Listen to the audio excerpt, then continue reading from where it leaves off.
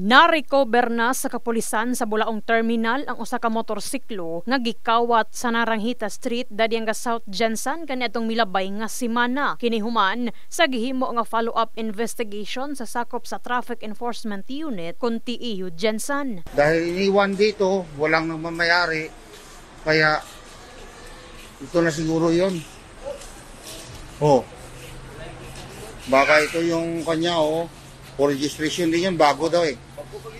So ito, oh. Ito na. Sir, ito na yung susi. Oh. Oh, thank you. I-try daw, Sarge. Sarge, pakitry daw, Sarge. I-try mo. Ito yung anak ko, oh. Magkukuha natin. So dito tayo. Try mo.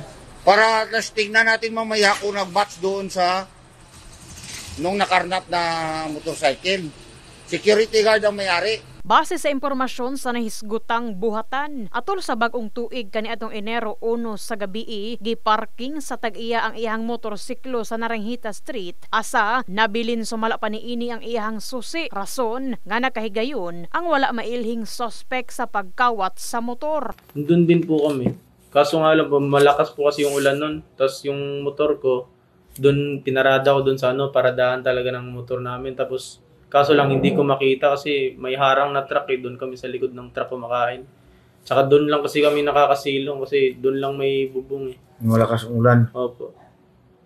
So, may mga CCTV di kanyon? Opo. Meron po. Sa area? Opo. May... So, nakakuha ka? Nakakuha po ako. Human nga nakapakita og mga dokumento ang lehitimong tag-iya, gibalik na kaniya ang motorsiklo.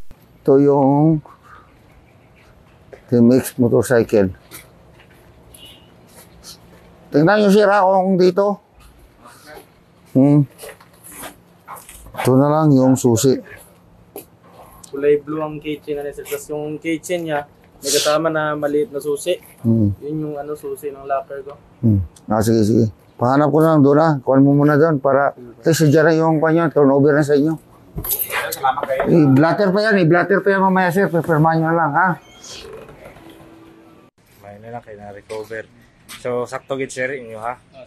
Nagpahimangno si Police Major Oliver Paoya, hepe sa TEU sa tanang driver nga dili magbilin og susi sa sakyanan aron dili mahatagan og higayon ang mga kawatan. In the heart of changing lives kini sa Brigada Enami Mugpon sa Brigada News Jensen. Brigada News.